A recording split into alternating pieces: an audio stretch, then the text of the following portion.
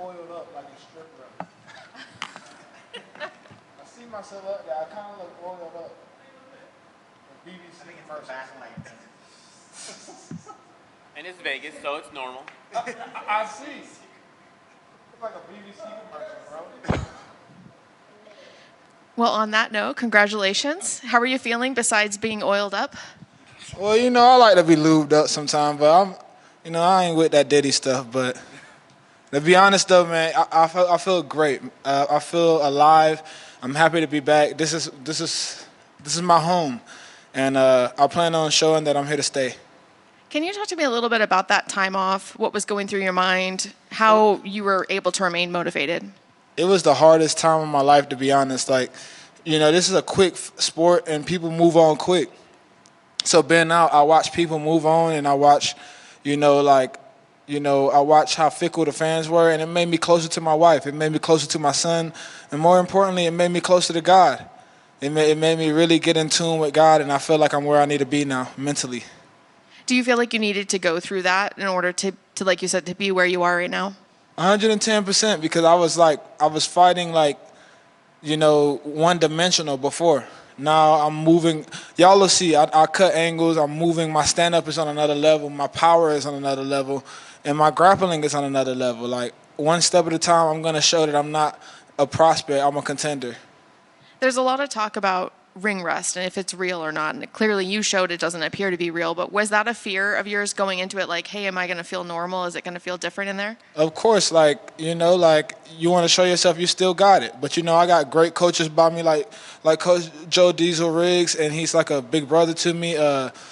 John Crouch, he's a great coach. Eric, Mick, he got me mad. I always mess his last name up.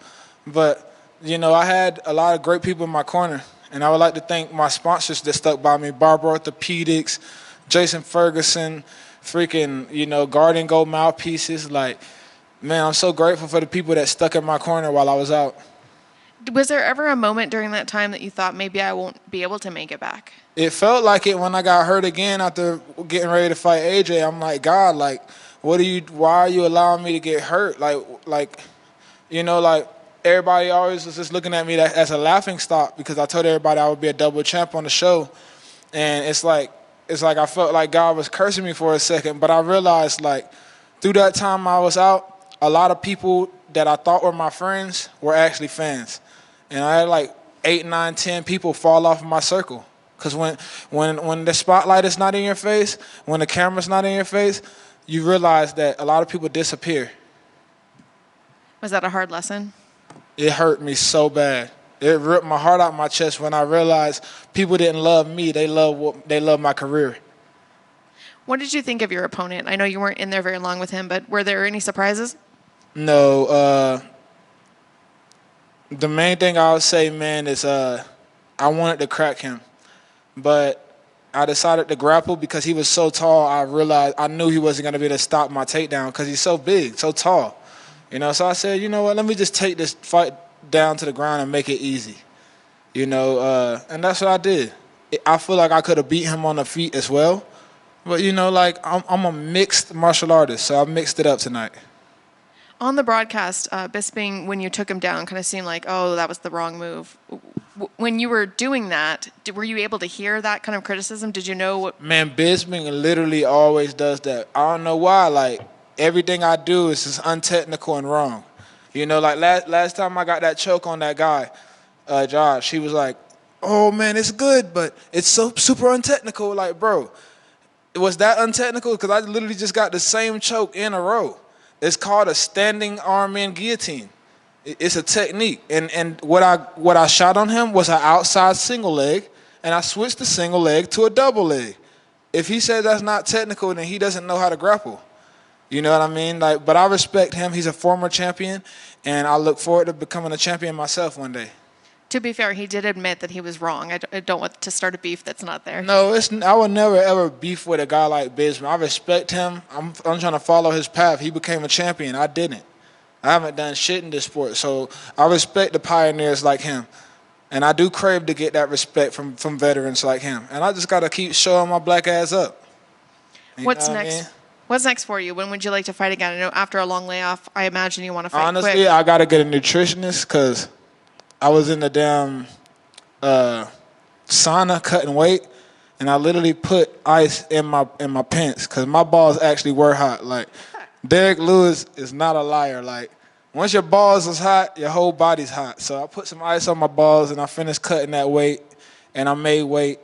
And I feel freaking good, and I'm ready to get back in here. I would like to have the fight with Bo rebooked and fight him healthy, or I would like to fight somebody like Sarah Bullock or something like that.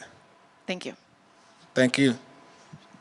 You mentioned weight. Congrats on the win, by the way. Phenomenal. Thank you, sir. Are we staying at middleweight? Is that the plan? Yes, I'm definitely staying at middleweight, but I have been thinking about going to welterweight as well once I get a nutritionist.